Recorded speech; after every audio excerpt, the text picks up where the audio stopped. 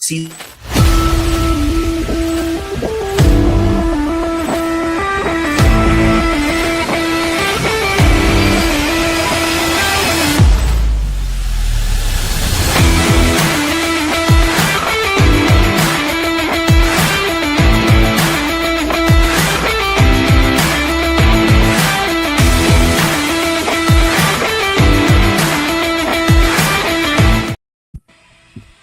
Breaking news.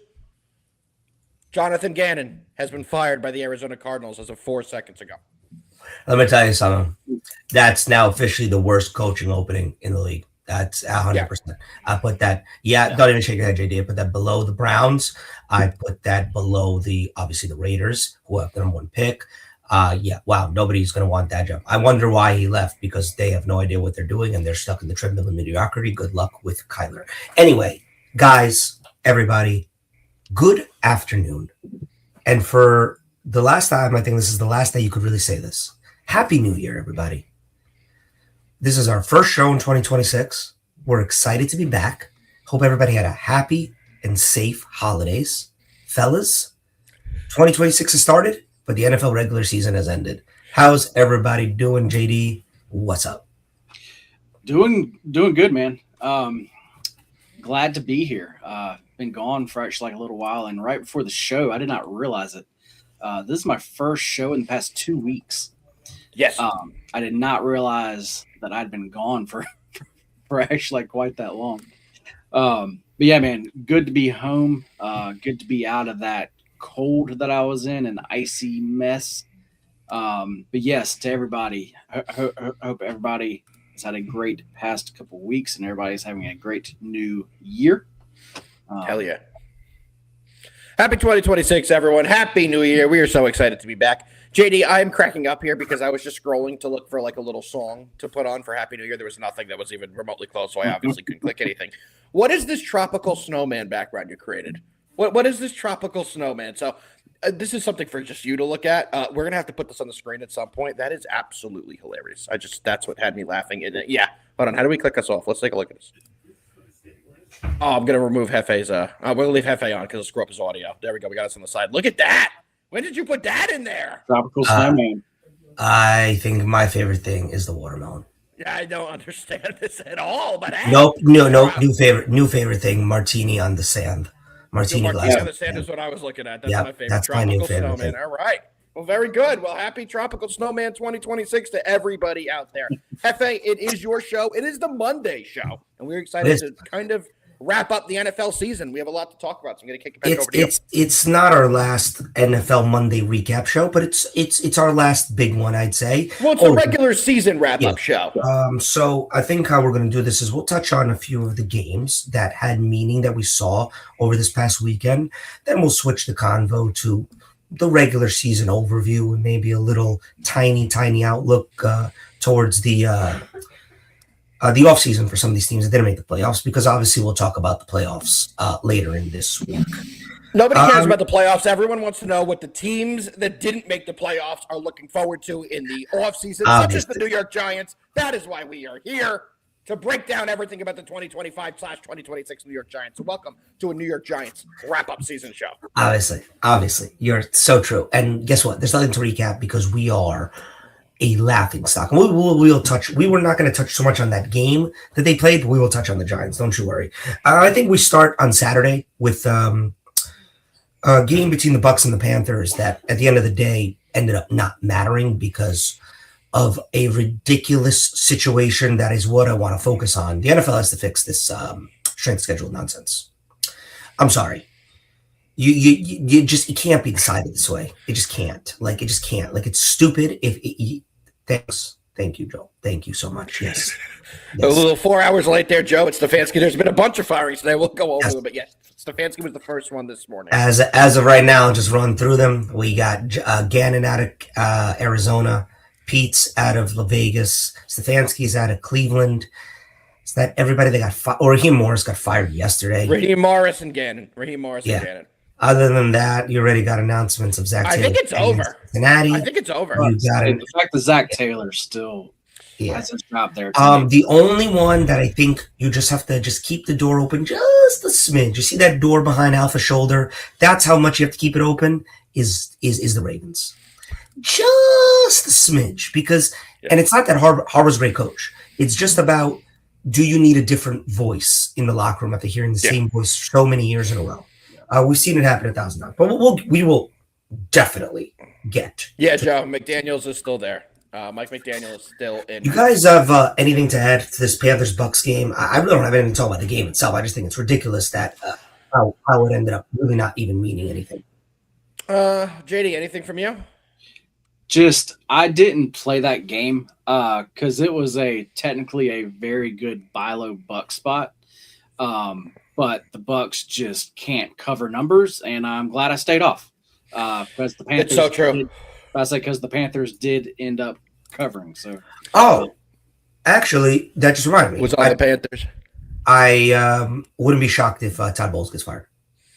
Yeah, I think we would have heard by now. I think the bulk of the firings are actually a little bit shocked, because I don't know if you guys saw what the Bucks had to do to be even in that position on Saturday. The teams that they had to shit the bed on to be in that position, but it's not a good look. They lost multiple games to multiple bad teams down the stretch. And to me, I know injuries to the quarterback, to wide receivers various times in the year, to the offensive line pretty much the entire year. But still, you just win one of those games. And one of those games was at freaking Miami. You're not in this position. But there were so many of those situations, especially with draft implications. You've been saying, dude, I have so many one-liners. It's so funny. One of the more famous ones is the Falcons lost to the Jets in a meaningless game earlier in the year. The Jets lose that game, Jets have the number 1 pick, and the Falcons are in the playoffs right now.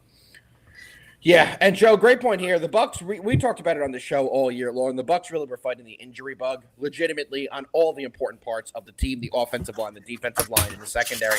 They really did have to battle through injuries, but at the end of the day, they put themselves in that position. What did they lose? 8 of their final 9 games, or 8 of their final 10, because they won that one on Saturday night. I don't care how many players you lose. There were a ton of winnable games in there, including, I think, 2 to New Orleans. There were multiple games they could have had to make the postseason. So, yes, I agree that the SOS is not a great way to decide these tiebreakers, all those kind of things. But at the end of the day, if you're talking specifically about the Bucks, they had plenty of opportunities. And let's be honest, nobody from the NFC South deserved to make the postseason. Yeah, I mean, as far as the Bucks, what's even crazier, they're my team, I guess, for the season where I'm the most what the fuck, guys? Yeah, because me and actually Jefe both talked about it, where the Bucks were set up so well for the end of the season. Exactly. I remember us having that conversation early December, and they just lost every damn game. So they are my team where I'm like, what the fuck happened, guys? Yeah, no, I'm with you 1,000%. And Joe, I do want to comment quickly on what Joe said here. Shuck was amazing.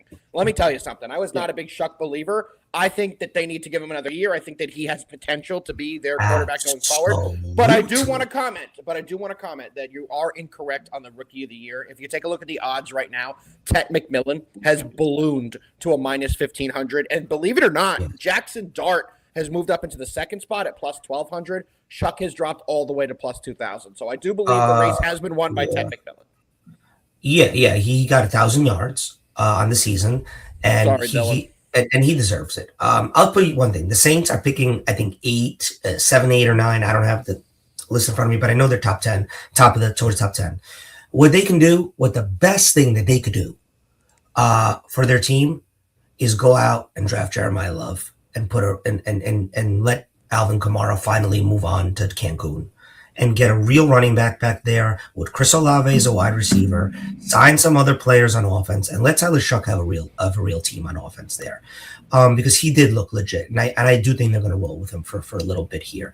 And at the end of the day, I like their head coach, and I'm blanking on his name, and it's pissing me off. He was the offensive coordinator for the Cowboys. He was a quarterback for the Cowboys. Elmore, thank you.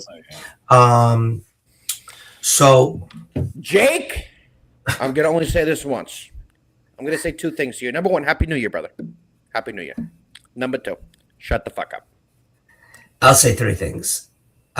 You are senile.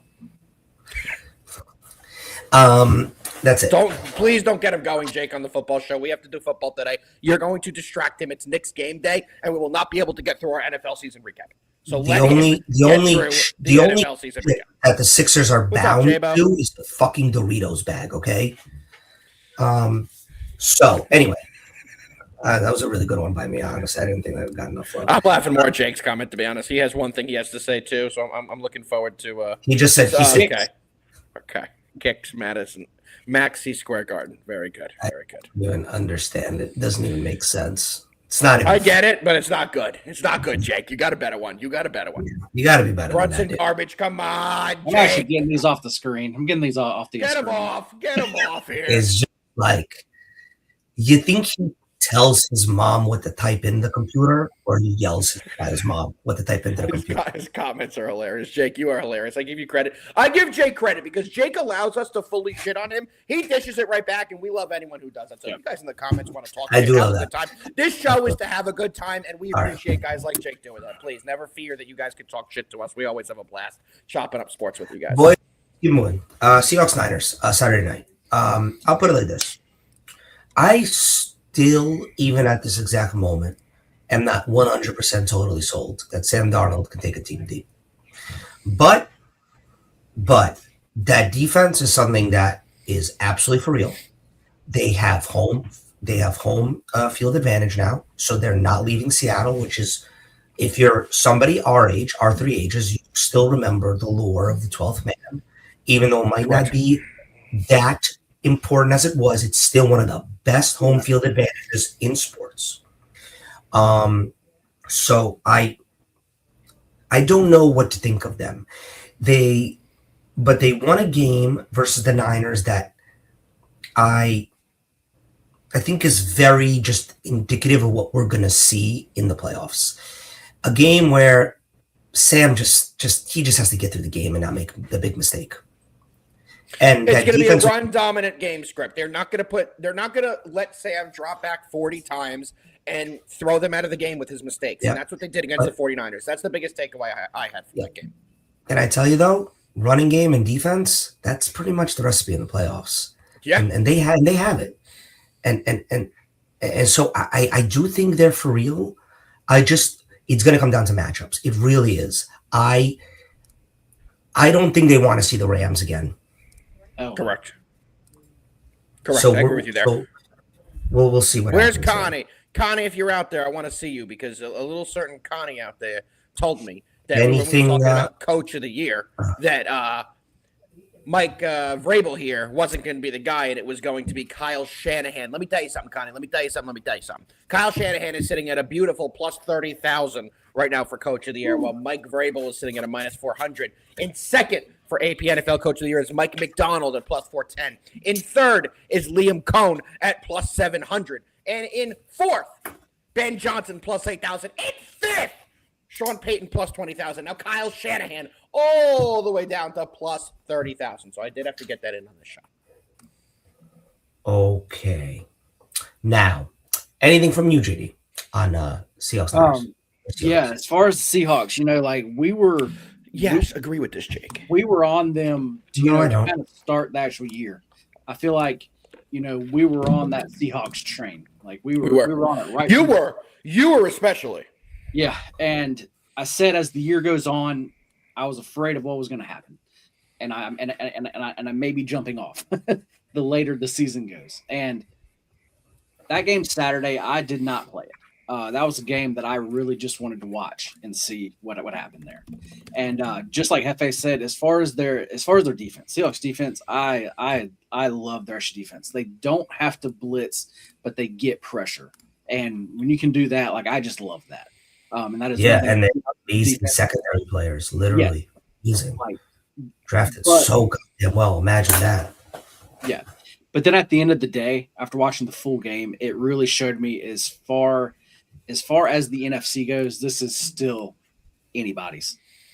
That's what that game really showed me, and it kind of put me back on the Rams. I mean, that's still who I'm going to ride with, here. I mean, they're getting the cupcake week. Breaking news. We have a managerial hire in baseball. And not the head manager. We have a hitting coach for the Milwaukee Brewers. And if I'm telling you this, it has to be a name. Right. Let me paint you a picture. Big boy rounding the bases the last couple of years. Like one guy, if he had to go first to third, you were Pablo Sandoval. No, but you're in the realm, not the Sandoval, but someone like that. A Met, a Pirate. Prince Fielder. No. Just played in the league. I believe he's on the Mexican national team. He was on the Mexican World Baseball Classic team. Just played, I think, like a year or two ago. Him rounding the bases was a must-watch. Met. Jefe, that's for you. Met. I don't know. Not Burger, Jake. Not Burger. Burger, Jake. Jake Burger. Well done. Not Rowdy. Not Rowdy. That's a good guess. Okay, Andrew. you just Not tell me. Rowdy. I was about to say we're not. Daniel Vogelback. This wow. hitting coach of the Milwaukee Brewers. Just because of that name. Just Vogelback's the name. I had to get that in there for the people. They still do the baseball thing. Yeah, they're still doing baseball thing. I thought. Quinn Priester Day. We're getting close, Stetsy boy. We're almost back to Priester Day, baby. Bartolo, I would have stopped the show, Nick. I would have taken everyone off. I would have taken my shirt out and announced that Bartolo was back. Bartolo. Where were we? I know Jefe's thinking Bartolo sounds like Birdo. Let's go Fernando Mendoza. I guarantee that went through his head. Honestly, don't get me started on that. I can go 37 of how upset I am. They don't believe in Birdo. Really? Really, Dylan? You know the Vogelback. That's pretty cool. I mean, used to serve him food, know him. I mean, you met him. If you served him food, you would have a conversation with him. That's pretty cool. Don't be such a fucking hater, Jefe. We happy 2026, Scrooge. Hey, man, what do I have to be happy about? My team is the goddamn just the worst. It's just the worst. Anyway, yeah, Jake, you do that, and I will not do that. As the Eagles are not only one of the worst coach teams that I've seen quite recently. We're going to get to the Eagles because I think what they did on Sunday is hilarious. Is hilarious of how full of themselves they are and not understanding how much easier this could have been. Yep. All right, guys, let's keep it moving. Let's go to Sunday. There's not a lot of games to talk about on Sunday other than Sunday Night Football, but I still think there's some storylines to talk about. Absolutely. We got to kind of start here. I'm sorry. Well, Jefe, quickly, we did get a question from Nick a few minutes ago that I do want to talk about that we get into. Let me scroll up here. I don't remember how long ago it was, but yeah, I think this is something to monitor as well. I thought Riley Leonard looked like you need to give him a chance next year. I thought he played a good game. Guys, come on, stop. First of all, the Colts are obviously running back. They're running everybody back. They're having a press conference today with their owner, and they're running back the GM and they're running back Shane Steichen, which they should. Their season derailed when Daniel Jones got injured, and it was very obvious. And then from there, they just started losing player after player. Do not think that DeForest Buckner's injury was not important. He is the defensive leader. They paid for Sauce, and Sauce only played like 2 games, so he was really never in the mix. The Colts are literally going to run it back. What the Colts should be focused on, if I'm going to be completely honest with you, is not Riley Leonard. It is so Daniel Jones is signed or not signed? He is, I believe he is signed, but he is not able. He will not be coming back till at least halfway through the year with D. Killer. Okay. Well, they still have to figure out what the hell they're doing with Anthony Richardson. Yep. He was the 4th pick, and he's on a rookie contract. So I don't think you go out and do anything with the quarterback room right now. I agree. Here's what you have to do. Alec Pierce is a quasi wide receiver 1, and he is a free agent. Do not let him get into another team's uniform. I agree. I've said it all year long. I'm a huge Alec Pierce guy. He can take the top off of defense. They must retain him. I agree. Or else he's going to go somewhere else and legitimately turn into a wide receiver 1. They must retain him. Play number 1. Okay. Other than that, focus on the defense because the offensive line, solid. They have a great tight end who's on a rookie contract. They have Pittman who's he's there. He's solid. They need Alec Pierce. That's what they need to focus on. That's it. Yeah, I agree. Giants, Cowboys. Here we go. I'm going to say this. Death taxes. Oh my God. Giants winning must-lose games. That and the Atlanta Hawks in the play-in tournament in the NBA are the 4 things you can count on for your entire life every year. It's comical to me that I know that you can't tell your locker room guys that get paid to play a game of football to go out and lose. But you sure can do some roster maneuverment to make it happen a little better. Dak wasn't being touched yesterday, ever. I don't even think somebody laid a hand on him. For some reason, he didn't play the second half. Lost the passing title because of that. Dart played freaking every single goddamn minute like it was the Super Bowl. You can't blame him. I don't blame him. I blame roster maneuverment. You could have easily just started Jameis in the second half and been like, yeah, no, he's been concussed multiple times this year. He played a half, great, done. We don't need to see him for another half. Yeah, I agree. But no, we play to win the game. And and nobody else does. And I'm flat out embarrassed as a Giants fan. And yes, I am embarrassed that we had a chance for now 2 years in a row to have the number 1 pick. And I'm not even going to talk about last year because I think last year's draft worked out. I do think Abdul Carter will work out. He'll get his mind right. Jackson Dart is our franchise quarterback. And at the end of the day, you got a running back in Cam Scabo, who I think is going to be our RB1 next year. I'm not talking about last year anymore. But this year, to have it locked in to 1, and now you're at 5, I don't think people really understand how much you just cost your franchise in terms of assets. I have wanted to be on that train with you where I really want the Giants to get the number 1 or 2 pick. It really took me a while to get there because, as you know, both of you guys know, I'm a big proponent of the draft pick does not matter. Because if you take a look at previous years, take a look at just last year, probably the most impactful player out of the 2025 NFL draft is going to be Jackson Dart, was picked in the 20s. Take a look at who's winning the awards right now. What is it? Nick Schweichinger? I don't even know how to say his name. From the Browns, what was he? Either the way end of round 1 or early round 2 where he was selected. The guy in second, James Pierce, end of round 1. The guy in third, Nicky Manwari for DPOI, second rounder. So to me, I get what you're saying. There's no top 10 pick. Yeah, it's all 10.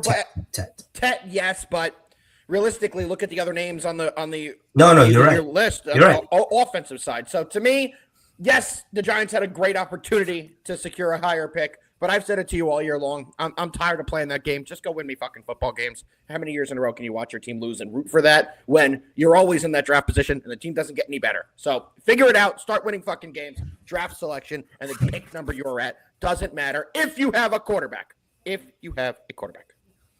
Which we do. Yep. It was there for us, and we could have had the first pick, and we could have gotten more assets and taken it back to 5. That's what pisses me off. I agree. Just flipping the script. If I was a Cowboys fan, I just wouldn't even know how to feel right now. I'm glad JD's even catching it too. Yeah, now. JD could get some too now. That's good.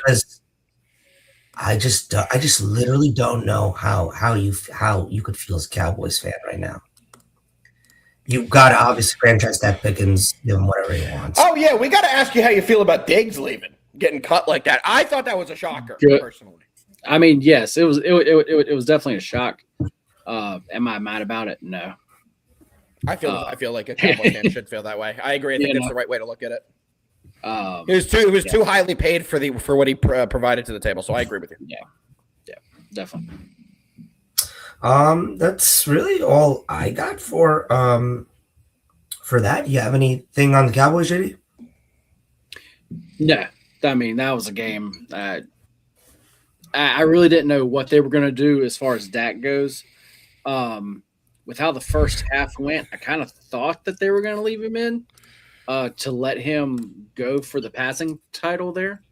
Kind of surprised that they didn't. Yeah, made no sense.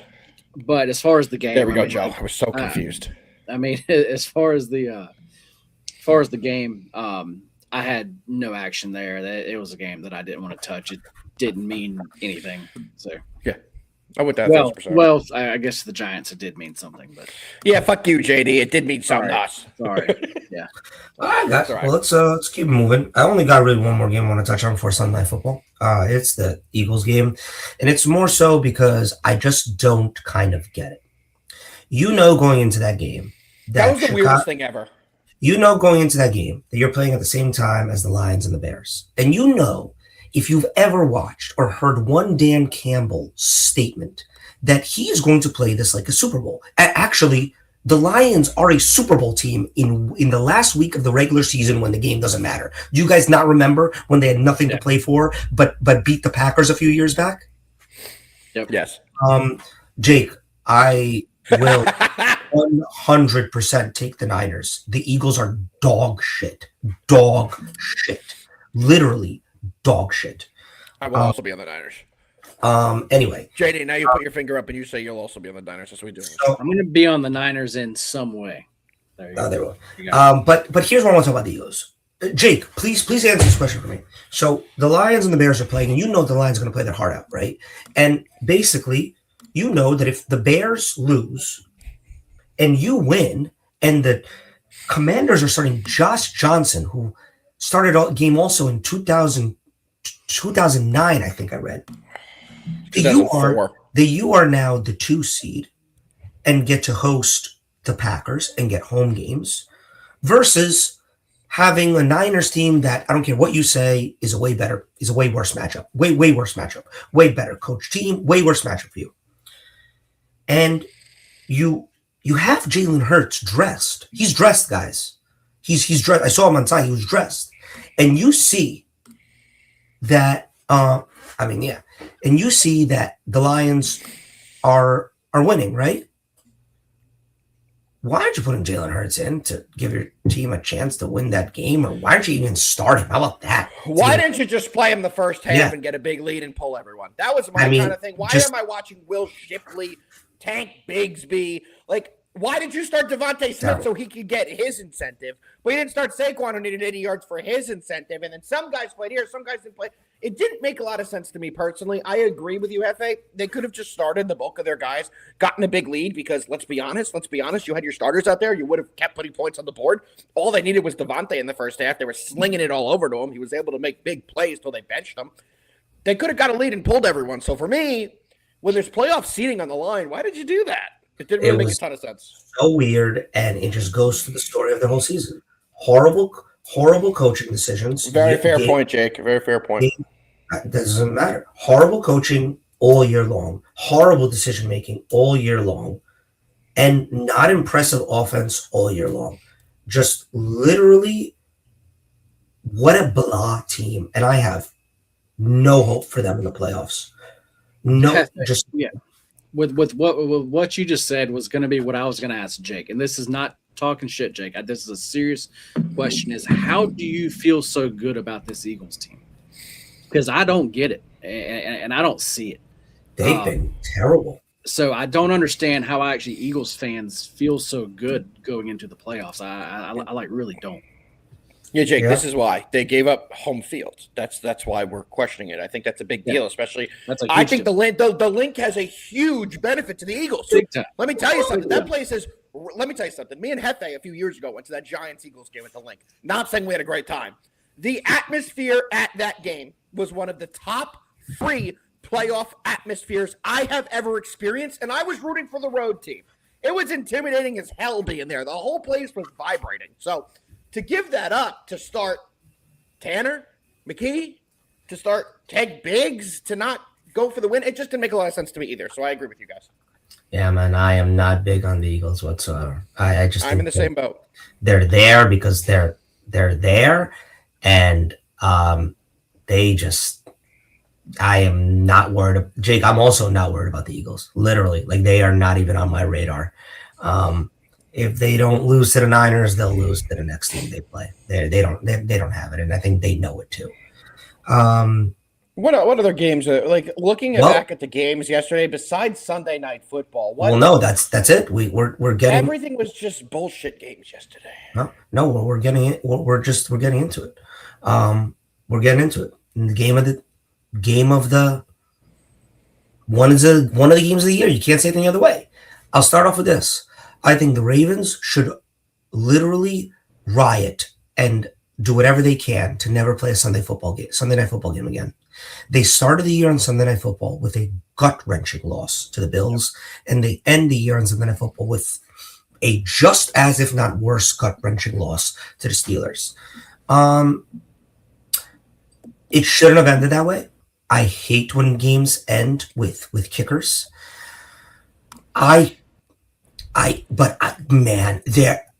I didn't think that Chris Boswell would be the one who was cheering with about 30 seconds left in that game. That's for damn sure. There were so many things that happened in the last 5 minutes that I forget that Isaiah Likely made an insane catch on fourth down. Unbelievable catch. Insane.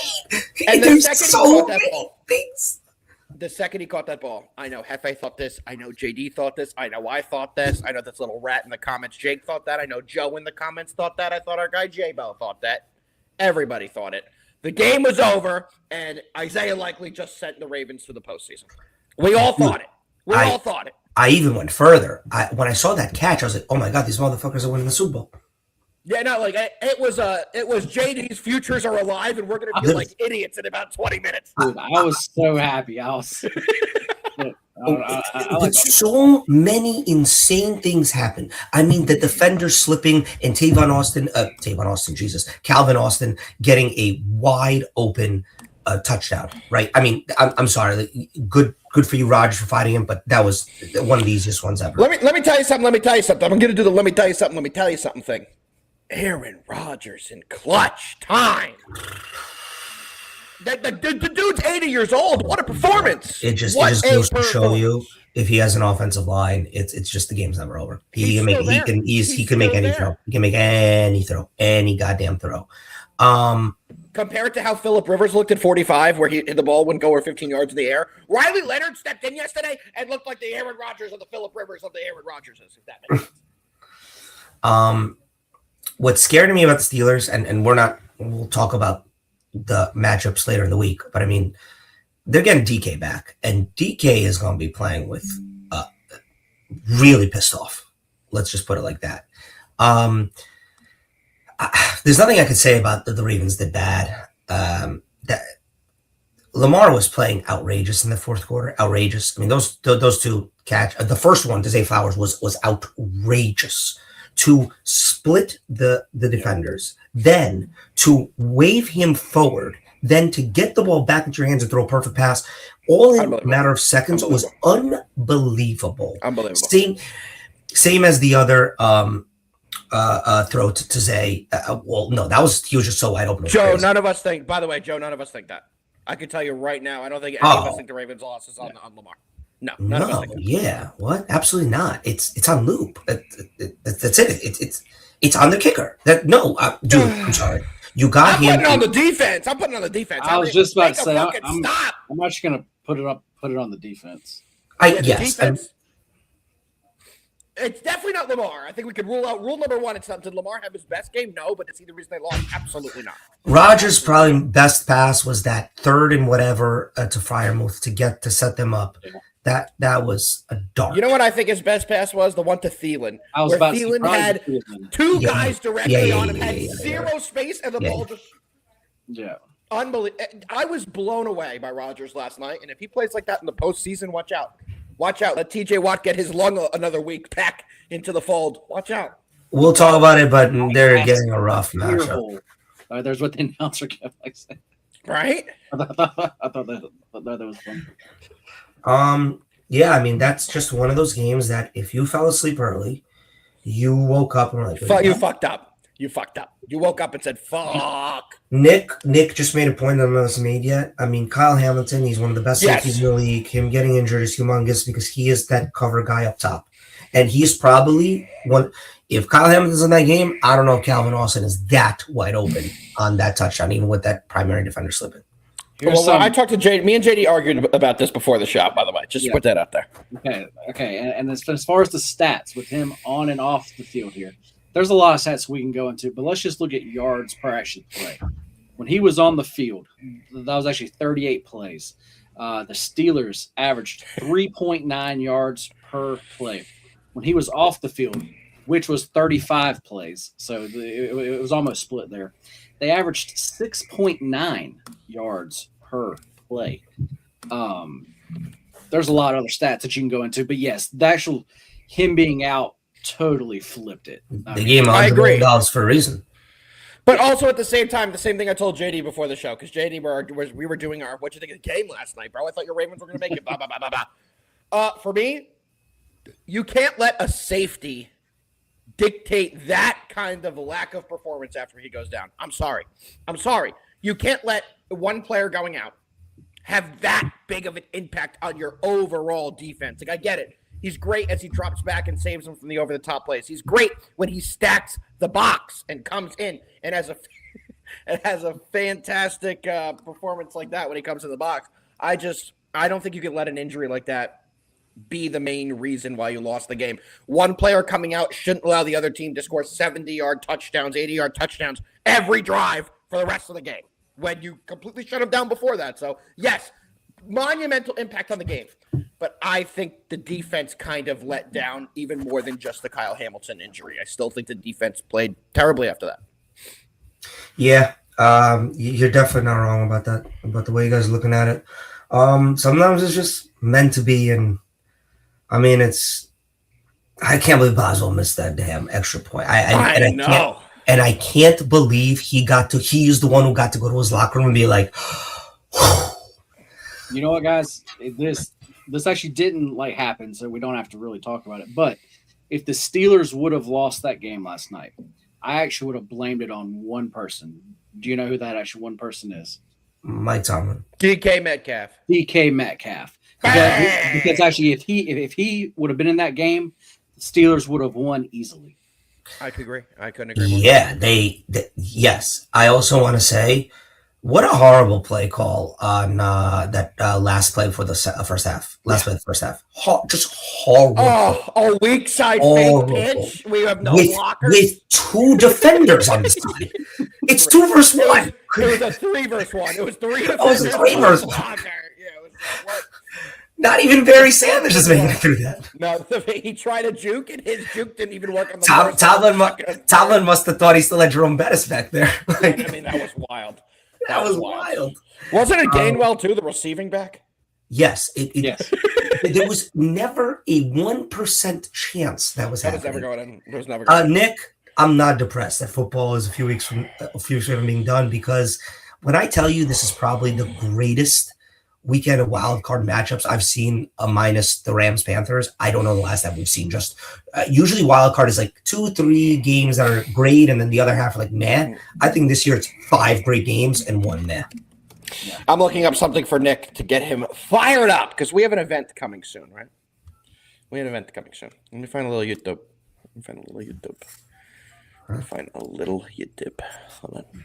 Nick is saying, "Are we upset? Football's about to be over." Let me show you something, Nick. Let me show you what's about to happen in this world. Oh, fuck you! It's not letting me play this. Hold on. I have no idea. I have no idea. You guys have no clue. It's not the World Cup. That's very far away. Don't keep March guessing. Madness. You'll eventually get there. You're gonna get there if you don't stop. Hold on. How do I? Okay, I got a video. And let me put it on. I'm gonna put it on its own browser. That way, I can just kind of click us in. Let me play the video. And if anyone doesn't think this is a fantastic sport, no, shut up. Winter Olympics. Curling. I was about to say curling, please. Please be curling. It better be curling. Let me tell you something. If I knew it was the Winter Olympics. Damn, I'm good. I'm good. Is Apollo 10 still racing? I don't think he is. He must be 75 years old. Do you see the quality of this video from 1999? Let me tell you something. If this doesn't fire you up, that we are 1 month away from the greatest Olympic event in the history of sports, speed skating. Then I'm going to tell you. Wrong with you. I'm going to tell you, there is no pastime like a Wednesday 1 p.m. curling match between Canada and Scotland. And do you see Apollo right here, ready out in front, right here, JD? You see this? Do you see this? In all seriousness, look at this, JD. In all seriousness, Olympic hockey fucks really hard. It's amazing. And I am actually. I'm leaving this on for the final 3 laps. I'm telling you right now. This is unbelievable. If this doesn't fire you up, it does not. Jefe, give us live commentary here. We got a Korean guy and a USA guy. what actually fires And me USA up, wins. what actually fires me up is seeing a guy with a fucking broomstick out there on the ice, just I love fucking it. going love at curling. it, man. I love curling. Unbelievable. Unbelievable. It's literally just it's the greatest thing. I mean, they're literally school janitors that are just they're living out their dreams. Minnesota's a hub for Somalian daycare centers and the Look US at the curling team. comments here. Look at these comments here. I'm going to send all them to Somalian daycare centers in Minnesota. What are you guys talking about? You don't like Apollo Antonono, the greatest American of all Americans. He's on a Wheaties box. He's on a fucking Wheaties box. All right, moving on to absolutely nothing because we are done with the NFL recap. But little preview of what's to come this week. Obviously, we have Wild Card Weekend, which I'm sure we'll get to on Friday's show. Probably get to college football playoffs. Remember that whole thing that's still going on somewhere. That starts back up on Thursday with 2 amazing games that we'll get into later on. But I think it's Great time comment, for us Nick. Great comment. Oh yeah, no, that was fun. I listen. I like the Olympics. I am summer over winter, but I winter over summer. No. There's nothing. There is nothing. There is nothing that gets the hef going like women's track and field. I love track and field as well, but let me paint you a picture here. We have track and field on ice. No, it's not the same. We got track and field It's on not ice. That's not You the got. same. Now let me tell you something. There's an announcer. I don't know who he is, but he's a British announcer, and he always does the like the 100 or the 400, and he is electric. He actually makes me cry sometimes. His call of Shaqiri winning the 4x4 last year was amazing. Shaqiri. I love it. I literally live for that. We're going to have a show all about the Olympics because the Winter Olympics is by far a better event. I agree. Track and field is elite, but the amount of obscure fun sports in winter that we don't get any other time at winter is cool to me. Like, like the basketball in the Olympics is cool, but USA is favored by 29.5 every game. Yeah, no, it's not. But that's why I love USA hockey because we're not that favorite. That's why I like winter though. That's what I'm saying. Winter's better for me. Winter hockey is awesome because I love the Olympics because it's the only time when we can all just be on the same team, right? That's why we love the World Cup. Because we're dogs and we get to root for the underdog, which we don't get to do in Olympic basketball. That shit's boring. Let me tell you something. When the Jamaicans win the bobsled again, I'm going nuts. Cool runnings, baby. Cool runnings. All right. Anyway, Nick, I do have one for you. I do. But guys, we got how many games we're going to go over for actually sports that are being played tonight? Nick, you're absolutely right. This is the reason why he does like that. Nick, you are absolutely correct. If Honestly, Nick, I'll be here we go. Nick, if you guys have watched the show, and honestly, new list, we will go over my top 5 female Olympians at some point this week. But Sid McLaughlin is my favorite Olympian, possible athlete. No, I got to take that off. Not possible athlete. That belongs to a WNBA player. We will get into that. Technically, Olympic athlete. Technically, will be named. But I love Sid McLaughlin. Okay. But no, it's not because of that. I just literally, I just love I love the thrill of it being like 60 seconds, and it's just like fuck yeah, USA.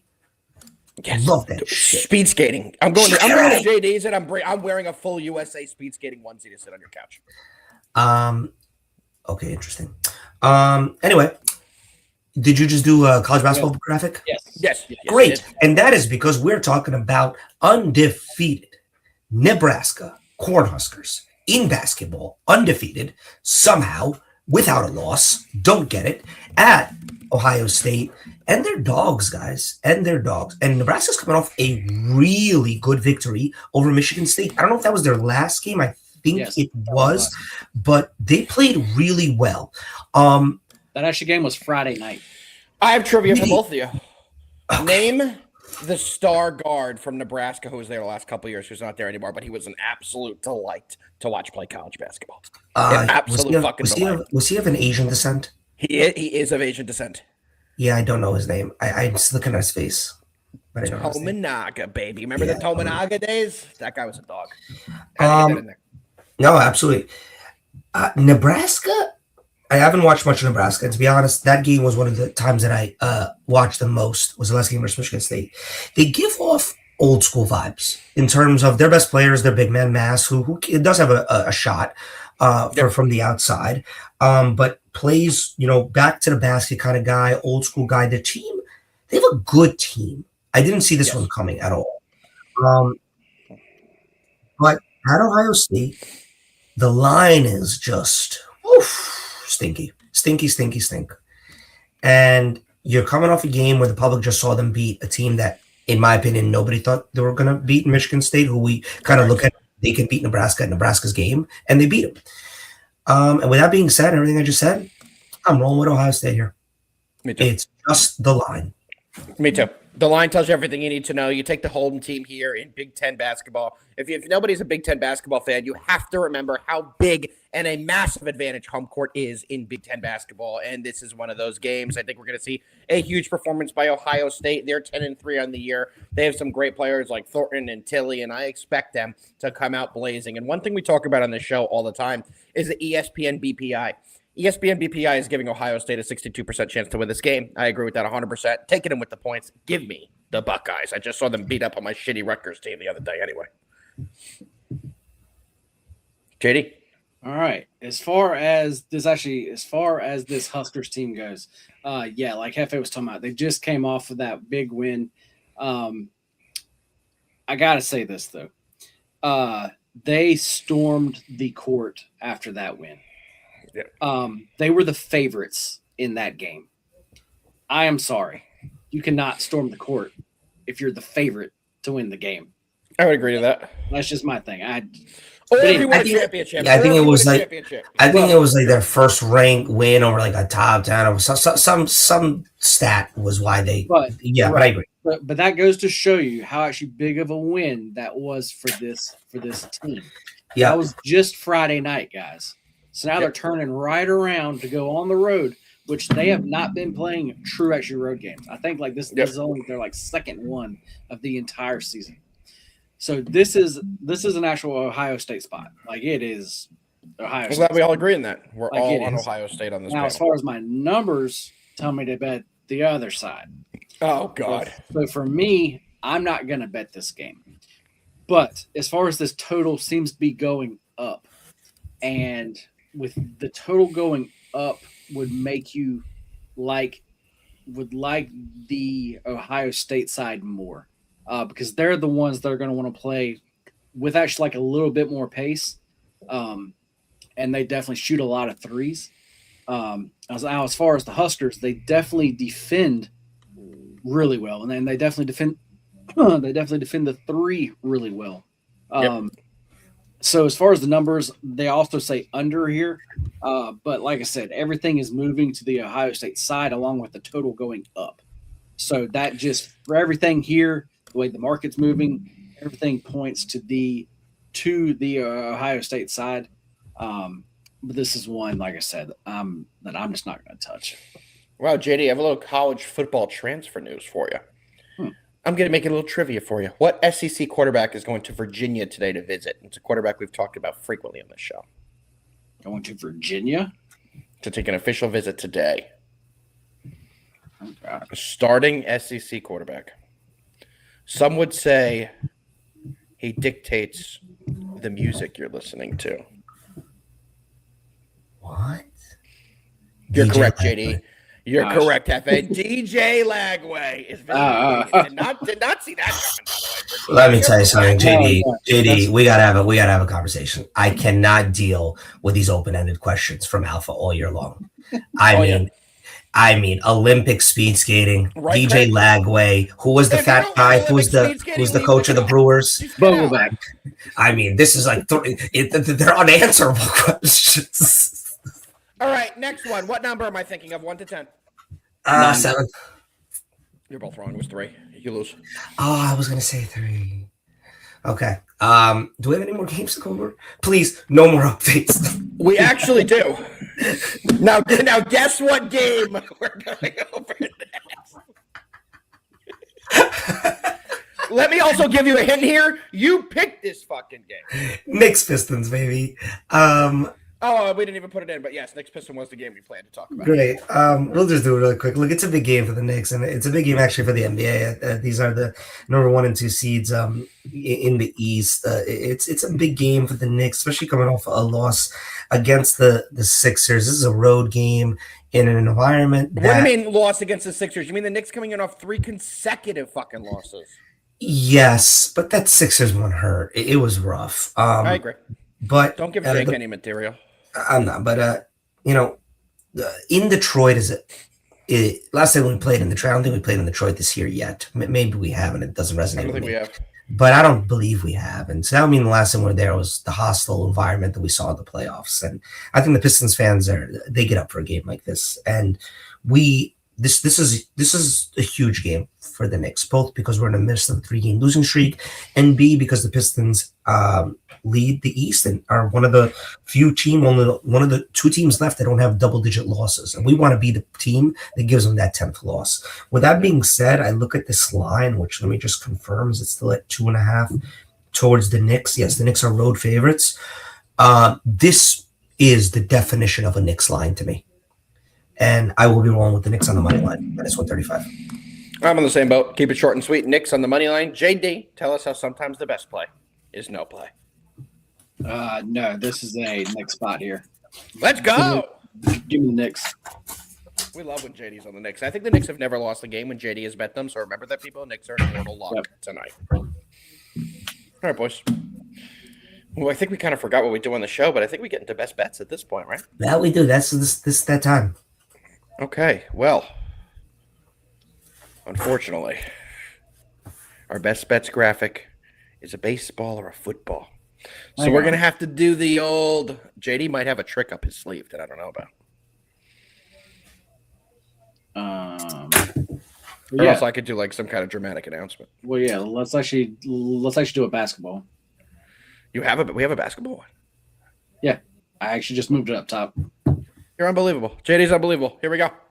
Who's better than JD? Best bet! Amazing. For Monday, January 5th. Happy New Year from the Across the Board show. All right, I'll go. Best bet is Ohio State money line, guys. I really do think Ohio State gives Nebraska their first loss of the season.